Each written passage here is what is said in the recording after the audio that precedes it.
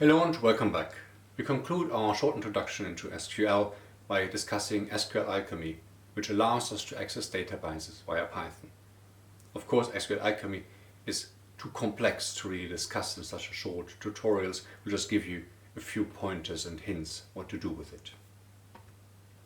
So far we interacted with the database using SQL scripts, for example, within programming IDEs like VS Code, or with plugins, or database GUIs like Beekeeper Studios and others.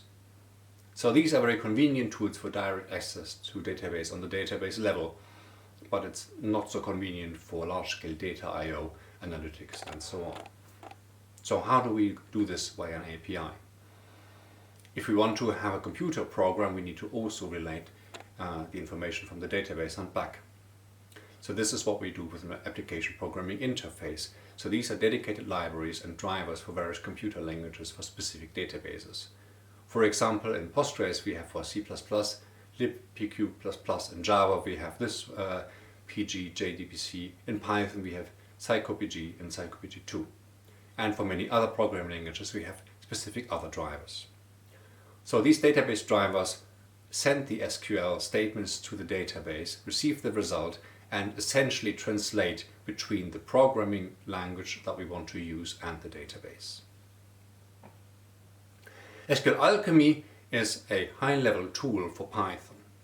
It uses the database drivers, and this allows us to communicate with the database, but we also need them to generate all the SQL statements as strings that we send via the driver to the database.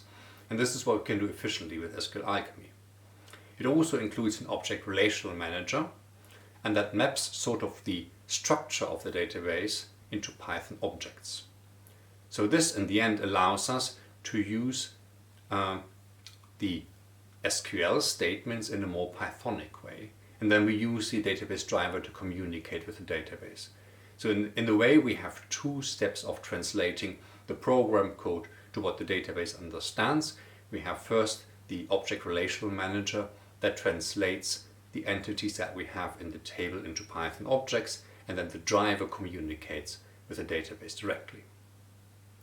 So this SQLAlchemy works with many databases, but we need to choose a specific driver for the actual communication. If we want to work with SQLAlchemy, we also need to make a choice how we do this.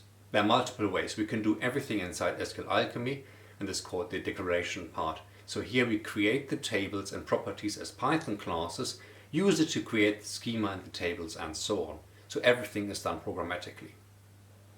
But we can also do a hybrid way where we can either use an existing database or create the database as we've done before outside Python, for example via SQL scripts and statements. And this is called reflection. Essentially, we read the current state of the database, all the tables and their relations, and create the corresponding metadata information in Python. We don't have to use it with the existing database. We could also use the declaration part with existing databases, but then we need to make sure that we match both entities. Here in our little tutorial, we use the reflection approach.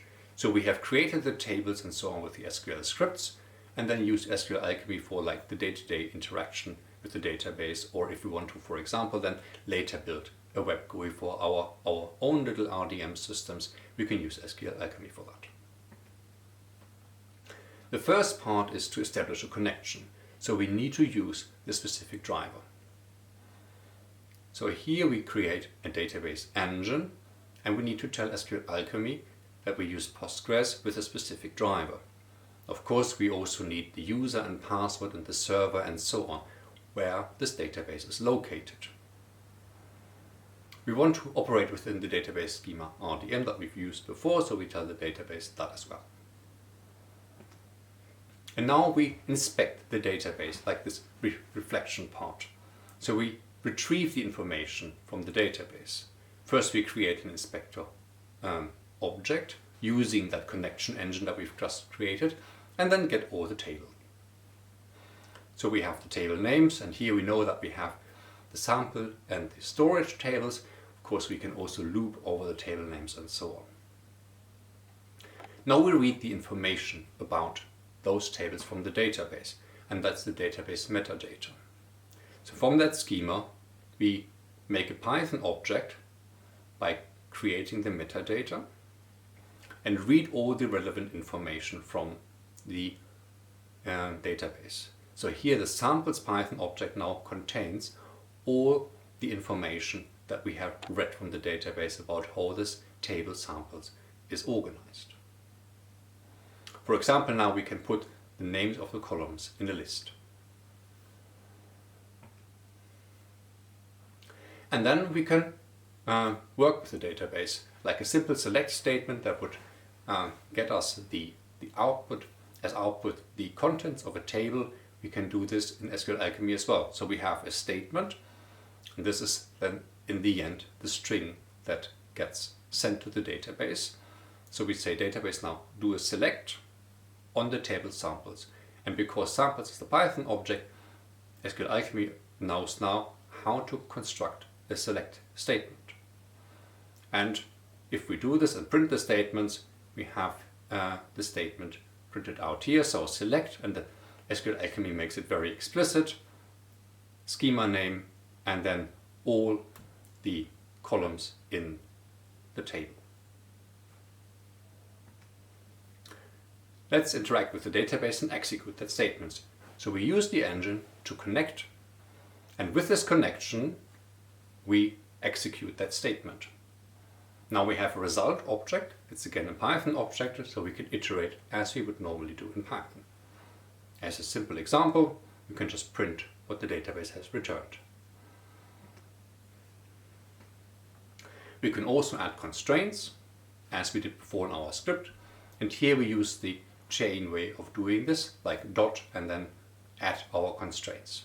So our select statement becomes now db select, the specific storage location that we want to have, and then we use the where clause, and you can see here we do it in Python in .where and then add the constraints.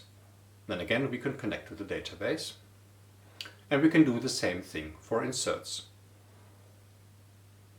Here we want to add a new sample to a storage location, but we don't want to know the storage ID, so we give it the text string. And as we did before in our script, we use the subselect, the select within the insert statement, to find out which storage ID this location corresponds to. In the end, we append scalar subquery so that SQLAlchemy knows how to put everything together.